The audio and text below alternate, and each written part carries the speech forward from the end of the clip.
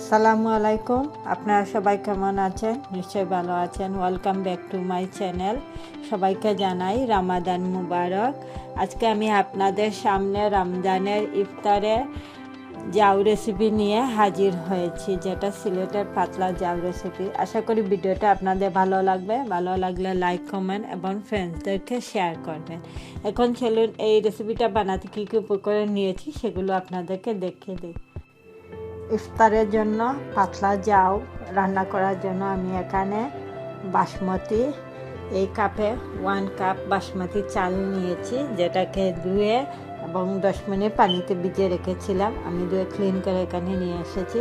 একটা অনিয়ন কুচি, তেজপাতা একটা লুবাক করে রেখে দিয়েছি, মেথি, আদা কুচি করে রেখে দিয়েছি এবং নামানোর আগে আমি অল্প একটু ঘি দেব। আপনারা চাইলে অলিভ তেলও দিতে পারবেন এবং পানিটা পরিমাণ মতো আমি জাউ যখন রান্না করব তখন দিয়ে দেবো। এখন চলুন কীভাবে এই ইফতারের জন্য পাতলা জাউ রেসিপি কীভাবে তৈরি করি সেটা আপনাদেরকে দেখিয়ে দিচ্ছি। জাউ রান্না করার জন্য আমি চুলা অন করে একটা হাঁড়ি বসিয়ে দিয়েছি। এখন এটাতে প্রথমে আমি চালটা দিয়ে দিচ্ছি। আমি একসাথে সব কিছু দিয়ে রান্না করব। এই দেখুন চালটা আমি দিয়ে দিচ্ছি। এখন আমি এটাতে পানিটা দিয়ে দেব।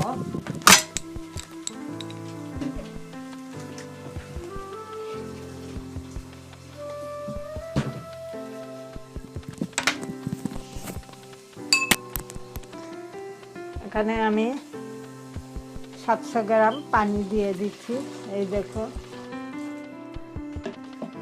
তারপরে তাতে আদা কুচিটা দিয়ে দিচ্ছি। আমি একসাথে সব কিছু দিয়ে বসিয়ে দেব। অনিয়ন কুচি,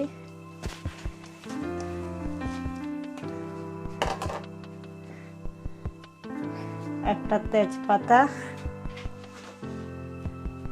কিছু মেথি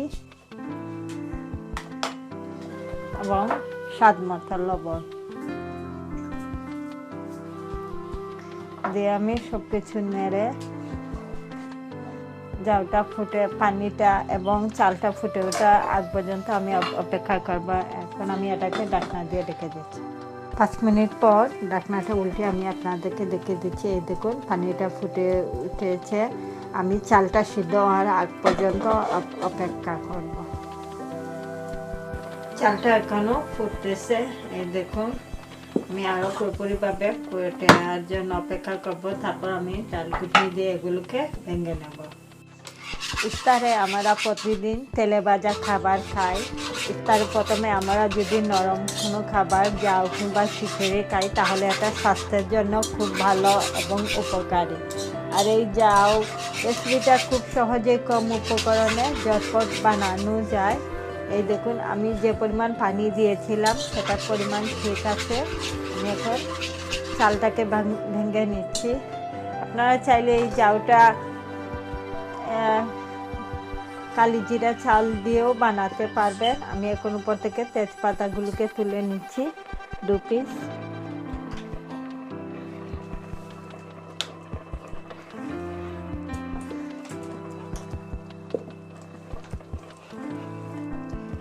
আমার তেজপাতাটা তুলে ফেলে দেওয়া হয়ে গেছে। আমি এখন আরও অল্প একটু পানি অ্যাড করে নেব, কারণ জাউটা খুব বেশি পাতলা এবং খুব বেশি ঘন হবে না, মোটামুটি মিডিয়ামের মতো হবে। এই দেখো, আর 10 মিনিটের মধ্যে আমার জাউ রেসিপিটা রেডি হয়ে যাবে।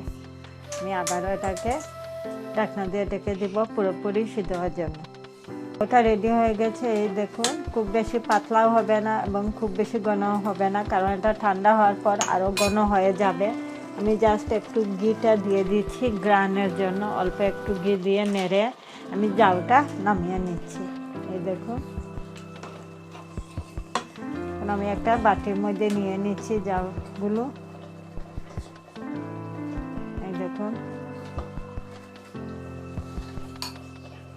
জাউ রেসিপিটা রেডি হয়ে গেছে। আমি একটা বাটির মধ্যে নিয়ে নিয়েছি এবং উপরে কিছু আদা কুচি দিয়ে দিচ্ছি। এটা অপশনাল, যারা খেতে পছন্দ করেন তারা উপরে দেবেন। এই দেখুন ঠান্ডা হওয়ার পর আমার জাউটা ঘন হয়ে গেছে। এই দেখুন আপনাদের আমার ভিডিওটা ভালো লাগলে লাইক করবেন এবং ফ্রেন্ড থেকে শেয়ার করবেন। যারা এখনও আমার চ্যানেলটাকে সাবস্ক্রাইব করে না তারা নতুন নতুন ভিডিও দেখার জন্য নিশ্চয়ই আমার চ্যানেলটাকে সাবস্ক্রাইব করতে ভুলবেন না। সেই পর্যন্ত সবাই ভালো থাকেন, সুস্থ থাকেন। ইনশাআল্লাহ খুব শিগগিরই আবারও আমি নতুন নতুন রেসিপি নিয়ে আপনাদের সামনে হাজির হব। আল্লাহ হাফেজ।